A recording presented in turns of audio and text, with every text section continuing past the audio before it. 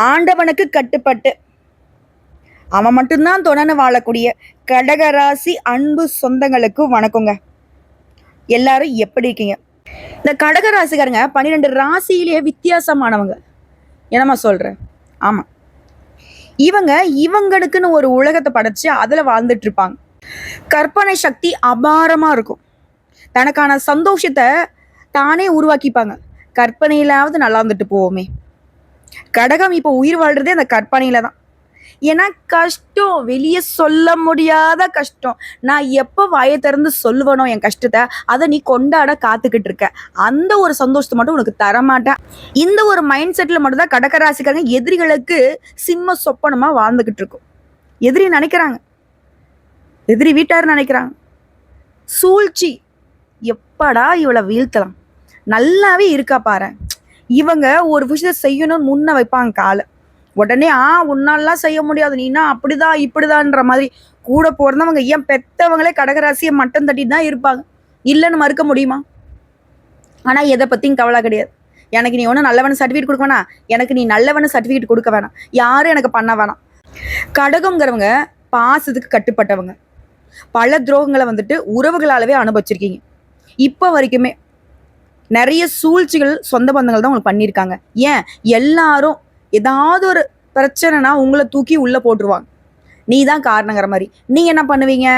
சரி, நம்ம வெளியே சொன்னோம்னாக்கா அவங்களா மாட்டிப்பாங்க, பரவாயில்ல நம்ம எப்பவும் கெட்டவங்களாவே இருந்துட்டு போவோம் அப்படிங்கிற மாதிரி தியாக உணர்வோடு நீங்க செயல்படுவீங்க. ஆனா கடைசியில கெட்ட பேர் மட்டும்தான் மிச்சம். அதை பத்தி என்னைக்கும் நம்ம கவலைப்பட்டதும் இல்லை. இனி யார் கொடுக்கக்கூடிய கெட்ட பெயரையும் தாராளமா ஏத்துக்க ரெடி தான். ஒரு கட்டத்துக்கு மேல கடகம் என்ன பண்ணிட்டோம்னா, ஆமா அப்படிதான் அப்படிங்கிற மாதிரி உட்கார்ந்துட்டோம். இப்போ இந்த செயல்பாடு நம்மளுடைய இந்த ரியாக்ஷன் மற்றவங்களுக்கு பயத்தை கொண்டு வந்துருச்சு இல்லையா? எத்தனை நாளைக்கு நாங்க மட்டும் மழுகிட்டே போவோம்? ஆனா கடகராசி காட்ட பாசத்தை காட்டி நீங்க உங்களுடைய பகையை தீர்த்துக்கலாம். அதாவது உள்ளுக்குள்ள ஒன்று வச்சுக்கிட்டு வெளியில அந்த நாக்குல தேன் தடவை மாதிரி பேசி நீங்க சாதிச்சுக்கலாம். ஆனா நேருக்கு நேரா நின்று நீ எனக்கு எதிரின்னு காட்டிட்டீங்கன்னா, கடகத்தை மாதிரி ஒரு எதிரியை நீங்க உங்க வாழ்க்கையில பார்க்க முடியாது.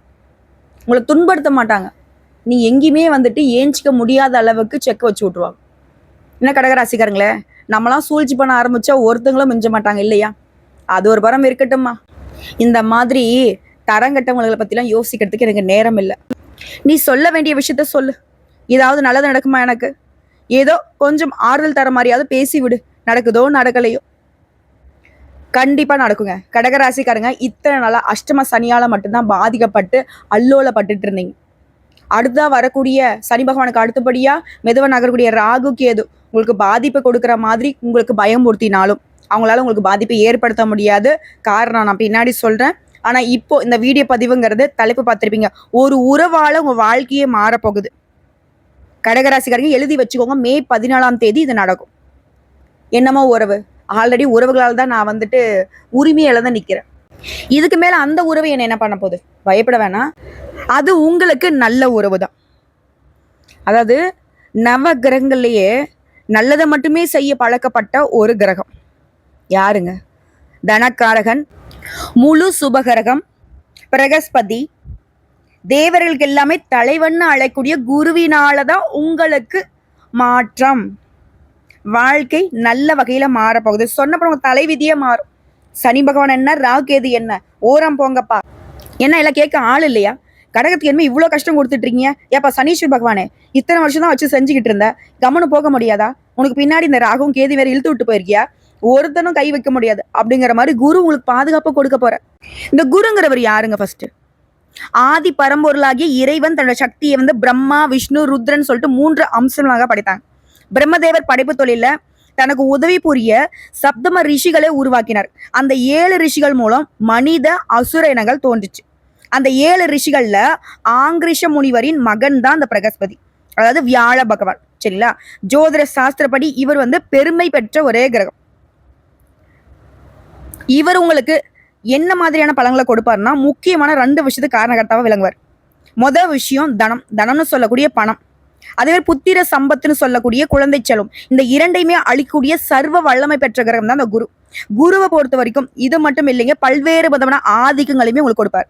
ஞானம், கூர்ந்த மதிநுட்பம், மந்திரி யோகம், நிதித்துறை, நீதித்துறை, வங்கி, கல்வி, வேத உபதேசம் போன்ற எல்லாமே குருவின் அதிகாரத்துக்கு உட்பட்டவை தான். குருவுடைய அருள் இருந்தா இந்த எல்லா துறைகளுமே நீங்க பிரகாசிக்க முடியும். குறிப்பா திருமணம், எல்லாருடைய வாழ்க்கையிலும் திருமணங்கிறது எவ்வளவு முக்கியம், அதை இவர் மனசு வச்சதான் நடக்கும். அதே போல குருவை பொறுத்த வரைக்கும் எந்த ஸ்தானத்தை பார்க்கிறாரோ அந்த ஸ்தானம் தான் பலமும் விருத்தியும் அடையும். சோ அந்த வகையில இந்த குரு பயிற்சி கடகத்திற்கு மங்களகரமான அதிர்ஷ்டத்தை கொடுக்க போகுது.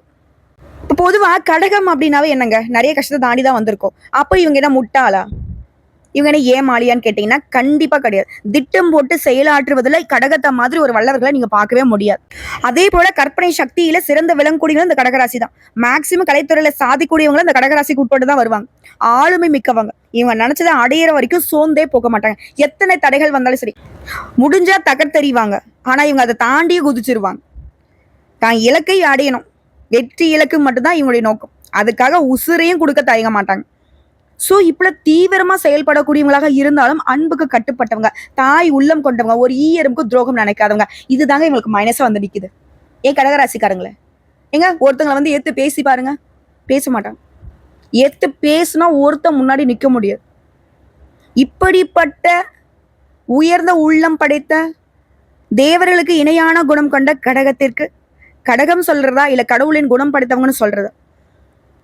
உங்களுக்கு இந்த குரு கொடுக்கக்கூடிய விஷயங்களை குறிப்பா சுருக்கமா சொல்றேன். குபேர யோகத்தை, கோடீஸ்வர யோகத்தை இவர் கொடுக்க போற.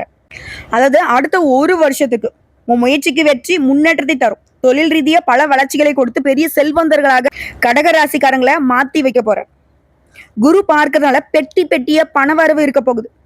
சிம்பிளா சொன்னாக்க மிகப்பெரிய ராஜயோகத்துக்கு சொந்தக்காரர்களாக கடகம் மாற போகுது. அட சூப்பர்மா, நீ சொல்றது கேட்கவே நல்லா இருக்கு. அதை அனுபவிக்க போறீங்களே, அப்ப எப்படி இருக்கும் யோசிச்சுக்கோங்க. கஷ்டமெல்லாம் ஆடி தொடச்சு விட்டுடலாம். எங்கேயும் எதிலும் புதுமையும் புரட்சியும் செய்யக்கூடியவங்க, உழைப்பால உயரும் உத்தமர்கள் நீங்க. உங்களுக்கு திருக்கணித பஞ்சாங்கத்துப்படி மே மாதம் 14ஆம் தேதியில இருந்து உங்க ராசிக்கு 12ஆம் இடத்துல வந்து அமரக்கூடிய இந்த குருவினால இதுவரை லாபஸ்தானமாகி 11ஆம் இடத்துல இருந்துகிட்டு பல்வேறு வகையில சாதகமான நிலையை உருவாக்கி கொடுத்தவரு இப்ப 12ஆம் இடத்துக்கு வந்து அமர்வதுங்கிறது நிதானத்தை மட்டும் கடைபிடிக்க சொல்றார். மற்றபடி நம்பிக்கைக்கு உரியவராக இருந்தாலும் கூட குடும்ப ரகசியங்களை வெளியில பகிர்ந்துக்க கூடாது. தியானம், யோகா பயிற்சியில ஈடுபட்டு மனசை வந்து புத்துணர்ச்சியா வச்சுக்கோங்க. குலதெய்வ கோயில்களுக்கு அடிக்கடி போயிட்டு வாங்க. குலதெய்வ கோயில்களுக்கு விழாக்களை எடுத்து நடத்துங்க. 12ஆம் இடம்ங்கிறது எனக்கு பாதிப்பு தர மாதிரி ஒரு சிலர் சொன்னாங்களே, நிச்சயமா கிடையாது.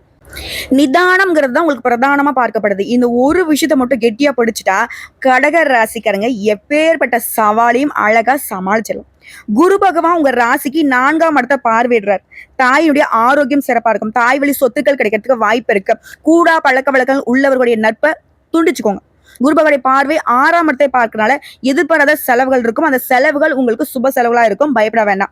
அதே மாதிரி கோர்ட்டு கேஸ் வழக்குகள் இழுபறியாக இருந்தாலும் இப்போ இந்த குரு பகவானுடைய பார்வையில உங்களுக்கு பலன் அப்படிங்கிறது சாதகமா இருக்கும். பழைய கடன்ல ஒரு பகுதியை பைசல் செஞ்சிருவீங்க. பெரிய நோய் இருக்குது அப்படின்னு சொல்லி பயப்பட்டிருந்த நீங்க மருத்துவ சிகிச்சைனால முழுசா குணமாக போறீங்க. அதே போல வெளிநாடு செல்லக்கூடிய யோகம் இருக்கு. மறைமுக எதிர்ப்புகள் நீங்குது. குரு பகவானுடைய பார்வைங்கிறது 8ஆம் இடத்தையும் பார்க்கறதுனால பணவரவு உண்டு. ஷேர் மூலம் பணம் வரும். சேமிக்க முடியாதபடி வரவு அதிகமாகும். ஆரோக்கியம் கூடும். முன்கோபத்தை குறைச்சிக்கிறது நல்லது.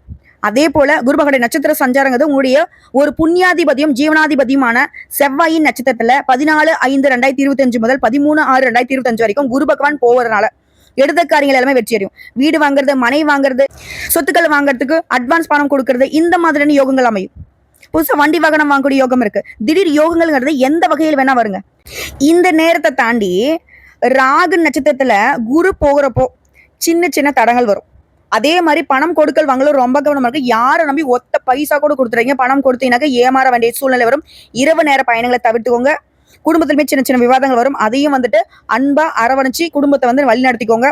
அதே போல உங்களுடைய 6வது வீட்டுக்கும் 9வது வீட்டுக்கும் உரியவராக குரு பகவான் தன்னுடைய நட்சத்திரத்திலேயே 13/8/2025 முதல் 1/6/2026 வரைக்கும் செல்வதனால எல்லா வகையிலுமே வெற்றி தரக்கூடியதாக இருக்க போகுது. இருந்தாலும் ஆரோக்கியத்துல கொஞ்சம் அக்கறை வச்சுக்கணும். அங்கீகாரம் இல்லாத நிதி நிறுவனங்களை எந்த ஒரு முதலிடம் செய்யக்கூடாது. கோயில் விழாக்களை முன்ன நின்று நடத்துவீங்க. பிள்ளைகள் எல்லாமே நல்லபடியா நடந்துப்பாங்க. அறகுறையா நின்று போனா வீடு கட்டுற பணி, இல்ல ஏதாவது பில்டிங் கட்டுற பணியாக இருந்தாலும் சரிங்க, இப்போ வந்து தொடங்கி கட்டி முடிச்சு பால் காய்ச்சிருவீங்க. பேச்சுக்கள்ல மட்டும் நிதானம் தேவை. குடும்பத்துல விட்டு கொடுத்து நடந்துக்கோங்க. மத்தபடிங்க எங்கும் வெற்றி, எதிலும் வெற்றி. உத்தியோகம் பண்றீங்களா, வியாபாரம் பண்றீங்களா, எல்லாத்துலயுமே பெரும் வளர்ச்சியை பார்க்க போறீங்க. ஒட்டுமொத்தமா அந்த குரு பேச்சுங்கிறத ஆதாயத்தையும் அனுகூலத்தையும் அதிர்ஷ்டத்தையும் மட்டுமே தந்து முடியுது. அதாவது இது வரைக்கும் பார்த்தது கடக ராசிக்காரர்களுக்கு இந்த குரு பயிற்சிங்கிறது பொதுப்படியே எந்த மாதிரி அதிர்ஷ்டத்தை கொடுக்க போகுதுங்கிறத தெளிவா பார்த்துட்டோம். அது நமக்கு ஒரு மாதிரி சந்தோஷத்தையும் ஏற்படுத்தியாச்சு. இப்ப கடகராசியில் கூட ஒவ்வொரு நட்சத்திரத்துக்குமே பலன்கள் வேறுபடுமா? ஆமாங்க, வேறுபடும். அப்போ அந்த நட்சத்திரத்துக்கு தனிப்பட்ட முறையில குரு என்ன மாதிரியான பலன்களை கொடுக்க போறார் தெளிவா தெரிஞ்சுக்கலாம். கடகராசி புனர்பூசம் நட்சத்திரம் 4ஆம் பாதம், யோகமான காலம். ஒரு விஷயம் சொல்றேன் கேட்டுக்கோங்க. இந்த பாஷா படத்துல ரகுவரன் சொல்வார் இல்லையா, கொஞ்சம் அங்க பாருன்னு இல்லையா, உடனே நம்மளுடைய ரஜினி சொல்லுவாரு, கொஞ்சம் அங்க பாரு கண்ணான்னு சொல்லுவாங்க. அந்த மாதிரி சனி பகவான் விட்டுட்டு போயிட்டு ராகுக்கு எது நமக்கு வம்படிக்க வந்தாலும் இப்ப நம்ம தைரியமா சொல்லலாம், கொஞ்சம் அங்க பாரு குரு வந்துட்டாரு இனி ஓடி போயிடு அப்படிங்கிற மாதிரி நம்ம காலரை தூக்கி விட்டுக்கலாம். அந்த அளவுக்கு யோகம். சோ ஒட்டுமொத்தமா குருவுடைய பார்வைங்கிறது உங்க ராசியில 5, 7, 9ஆம் இடத்தை பார்க்குது. இதன் காரணமா குடும்பத்துல சுபிக்ஷ நிலை உண்டாகுது. கடன் வம்பு இந்த நிலை ஏதாவது இருந்தா அது அப்படியே மாறும். உறவுகள் பலப்படுது. பூர்வீக சொத்துக்கள்ல ஏற்படுத்த பிரச்சனைகளுக்கு முடிவு வருது.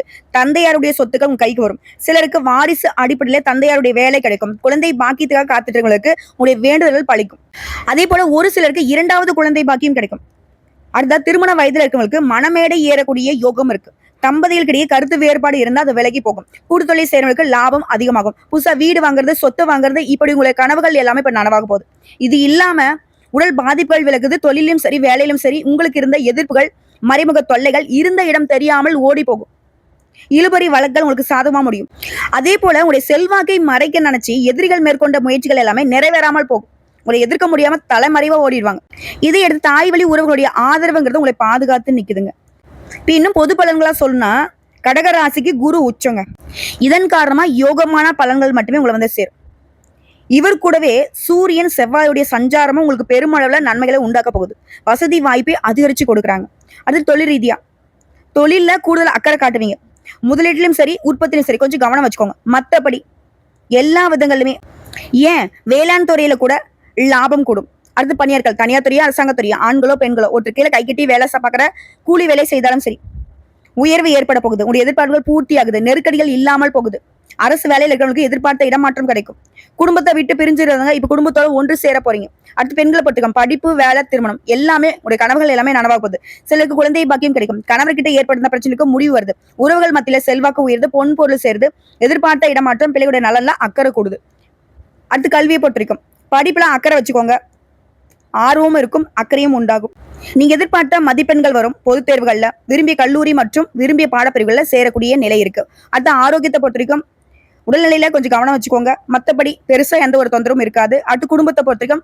நிம்மதி உண்டாகுது. வசதி வாய்ப்புகள் கூடுது. சேமிப்பு உயருது. சுப நிகழ்ச்சிகள் அடுத்தடுத்து நடக்கும். தம்பதிகளிடையே ஒற்றுமை உண்டாகுது. ஒற்றுக்கொற்று புரிந்து செயல்பட போறீங்க. சொந்த வீடு, வாகனம் அமையும். பிள்ளைகளுடைய நலன்ல அக்கறை கூடுது. உங்களை பொறுத்த வரைக்குங்க பரிகாரம் ஆலங்குடி குரு பகவானை அனுதினமும் வழிபாடு செய்ய நன்மைகள் அதிகமாகும். அடுத்து பூசம் நட்சத்திரம், யோகத்தின் உச்சங்க. குறிப்பா இந்த நட்சத்திரத்தை சேர்ந்தவர்களுக்கு திருமணம் நடக்கும். குருவால சொந்த வீடு, வாகனம் அமையும். வரவு அதிகமாகும். ஆனா ஒரு விஷயத்த மட்டும் நீங்க செய்யக்கூடாது. இது வந்து எழுதியே வச்சுக்கோங்க. மத்தவங்க ஜாமீன் கையெழுத்து போடுறது, இது உங்களை பெரிய சிக்கல்ல கொண்டு போய் விட்டுரும். மற்றபடி பெரும் அளவுல நன்மைகள் தாங்க கிடைக்கும். நினைச்சது எல்லாமே நடக்கும். அடுத்து தொழில் ரீதியா பார்த்தோம்னா தொழில புதிய முயற்சிகளை மட்டும் கொஞ்சம் தவிர்த்துக்கோங்க. மற்றபடி கடன் வாங்கி தொழிலை விரிவு செய்யலாம் அப்படின்ற எண்ணம் இருந்தா அதையும் தவிர்த்துக்கோங்க. இருக்கக்கூடிய விஷயத்தவே வந்துட்டு நீங்க பயன்படுத்திக்கிட்டா போதும். அதுவே உங்களுக்கு பெரும் வளர்ச்சியை கொடுத்துரும். இதை தாண்டி கடகராசியில இந்த நட்சத்திரத்தை சேர்ந்தவங்க அகலகால் வைக்க கூடாதுங்கிறத நினைவுல வச்சுக்கோங்க. அடுத்து பணியாட்கள், தனியார் துறையோ அரசாங்கத்துறையோ, ஆண்களோ பெண்களோ ஒருத்தருக்குள்ள கை கட்டி சம்பளம் வாங்கக்கூடிய கூலி வேலை செய்தாலும் சரி நெருக்கடிகள் இல்லாமல் போகும். அரசாங்க உத்தியோகத்துல இருக்கிறவங்க மேல் அதிகாரிகளுடைய அன்புக்கு பாத்திரமாகுவீங்க. நீங்க எதிர்பார்த்த பதவி உயர்வு, சம்பள உயர்வு, எதிர்பார்த்த இடமாற்றம் கிடைக்கும். என்னதான் வேலை உங்களுக்கு சாதகமா இருந்தாலும் உங்களுடைய வேலையில நீங்க கவனமா இருந்தா ஆகணும். அடுத்த பெண்களை பொறுத்த வரைக்கும் உங்களுடைய நிலையில உயர்வு உண்டாகுதுங்க. படிப்பு, வேலை, திருமணம் இது சம்பந்தப்பட்ட கனவுகள் நனவாகுது. சிலருக்கு குழந்தை பாக்கியம் ஏற்படுது. மாங்கல்ய ஸ்தானத்துல ராகு, குடும்பஸ்தானத்துல கேது சஞ்சாரம் இருக்கிறதுனால அதே போல குடும்பத்தில் கூடிய பிரச்சனைகள் சரியாகுது. கணவருடைய உடல் ஆரோக்கியத்துல மேம்பாடு இருக்கு. வேலையில இருக்கிறவங்களுக்கு எதிர்பாராத இடமாற்றம் உண்டாகும். அந்த இடமாற்றம் உங்களுக்கு சாதகமா தான் இருக்கும். கல்வியை பொறுத்த வரைக்கும் படிப்பின் மீது ஆர்வம் இருந்தாலும் அலைச்சலும் சோம்பலும் உங்களை வந்து எதிராக மாத்திவிடும். ஸோ அதுக்கு வந்து இடம் கொடுக்காதீங்க. படிப்பில் மட்டுமே அக்கறை வச்சுக்கிறது நல்லது. பொதுத் தேர்வுகளில் எதிர்பார்த்த மதிப்பெண் கிடைக்கும். விரும்பிய கல்லூரியில் இடம் கிடைக்கும். உடல்நிலையை பொறுத்த வரைக்கும் கவனமா இருக்கிறது நல்லதுங்க. விபத்து ஏற்படாமல் பார்த்துக்கோங்க. வண்டி வாகனத்துல போறப்ப எச்சரிக்கை அவசியம். அடுத்து குடும்பத்தை பொறுத்தவரைக்கும் கணவன் மனைவிக்கு இடையே ஒற்றுமை இருக்குதுங்க. மூன்றாவது நம்மளுடைய தலையீடு இல்லாம குடும்பத்தை வந்து பாதுகாக்கிறது உங்களுடைய பொறுப்புங்க. அதே மாதிரி இப்படி பல நாள் கனவு, புதுசா வீடு கட்டி குடியேறது, அந்த கனவுகள் நனவாகும். புதுசா வீடு கட்டி பால் காய்ச்சக்கூடிய நிலை இருக்கு. பிள்ளையுடைய உயர்கல்வி கனவுகளை இப்ப நனவாக்கி கொடுப்பீங்க. குடும்பத்துமே சுப நிகழ்ச்சிகள் நடந்தேறும். உங்களை பொறுத்த வரைக்கும் பரிகாரம், சனிக்கிழமைகள் தோறும் சனீஸ்வர பகவானுக்கு நல்லெண்ணெய் தீபம் ஏற்றி வழிபாடு செய்வது நன்மையை பல மடங்கு உயர்த்தும். அடுத்த ஆயில நட்சத்திரம், உங்களுக்கு நல்ல காலம் பிறந்துருச்சுங்க. குரு உங்க ராசிக்குள்ள உச்சமாக சஞ்சரிக்கிறதுனால வசதி வாய்ப்புகள் அதிகமாகுது. திருமணம், குழந்தை பாக்கியம், இந்த மாதிரி உங்களுக்கு கனவுகள் எல்லாமே நனவாக போகுது. உடல் பாதிப்புகள் விலகுது. ஆரோக்கியம் மேம்படுது. குடும்பம், நட்பு, இந்த வட்டத்துல மீண்டும் உங்களை வந்து கொண்டு போய் சேர்க்கிறாரு.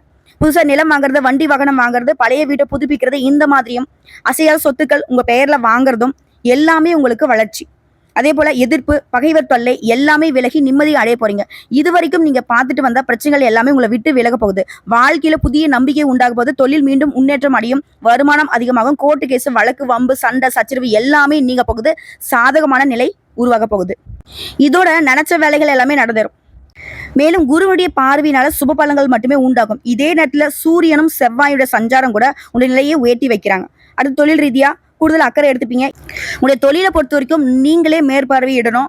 மற்றவங்களை நம்பி முழுசா பொறுப்புகளை ஒப்படைக்காதீங்க.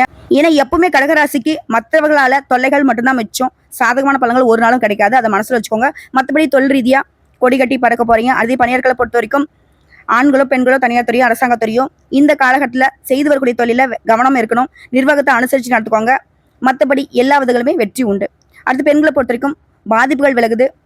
நீங்க இது நாள் வரைக்கும் பார்த்துட்டு இருந்த சங்கடங்கள் இருந்து விடுதலை கிடைக்குது. படிப்பு, வேலை, திருமணம், இது போன்ற கனவுகள் எல்லாமே இப்ப நனவாகுது. கணவருடைய ஆதரவு பெருகுது. சொத்துக்கள் வாங்கக்கூடிய யோகம் இருக்கு. பொன் பொருள் சேருது. அடுத்து கல்வி நிலையை பொறுத்த வரைக்கும் படிப்பின் மீது அக்கறை உண்டாகுது. தவறான நண்பர்களுடைய பழக்க வழக்கங்களை முற்றிலும் தவிர்த்துக்கோங்க. படிப்புல அக்கறை வச்சுனாக்கா பொதுத் தேர்வுகளில் எதிர்பார்த்த மதிப்பெண் கிடைக்கும். அதே போல விரும்பிய கல்லூரிகளில் இடம் கிடைக்கும்.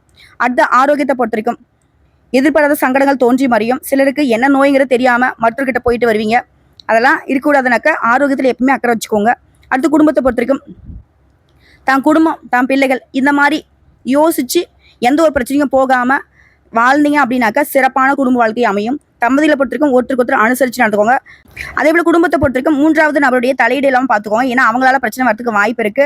மற்றபடி வீடு, வாகனம், வசதி என்று பெருகிட்டே தான் போகும். சொத்துக்கள் சேரும். சுப நிகழ்ச்சிகளும் வீட்டில் அடுத்தடுத்து நடக்கும். உங்களை பொறுத்த வரைக்கும் பரிகாரங்க, அனுதினமும் லட்சுமி நரசிம்மரை வழிபாடு செய்ய நன்மைகள் அதிகமாகும். ஸோ இப்போ வரைக்கும் பார்த்த பொது பலன்கள், நட்சத்திர பலன்கள் எல்லாமே கடகராசிக்காரர்களுக்கு இந்த குரு பகவான் முழுக்க முழுக்க அதிர்ஷ்டத்தையும் நிறைய சூழ்ச்சிகளுடைய முடிச்சுகளையுமே அவிழ்த்து தான் கொடுத்துருக்காரு. அதை கரெக்டாக பயன்படுத்திக்கோங்க.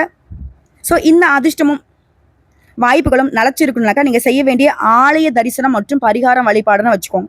மதுரை சோழவந்தான் அருகே குருவித்துறையில வீற்றிருக்கும் ஸ்ரீ குரு பகவான் சித்திர ரத வல்லவ பெருமாள் செண்பகவள்ளி தாயாரை வியாழக்கிழமைகள்ல குடும்பத்தோட போயிட்டு வழிபாடு செஞ்சுட்டு வாங்க. அதே போல ஆதரவற்ற முதியோருக்கு உணவு, உடை வாங்கி கொடுங்க. இது உங்களுக்கு எப்பேற்பட்ட தடைகள் இருந்தாலும் சரி அது நீங்கி வெற்றிகள் கிடைக்கும். நிரந்தரமான செல்வம், செழிப்பு, செல்வாக்கு கிடைக்க பெறுவீங்க. வாழ்த்துக்கள்.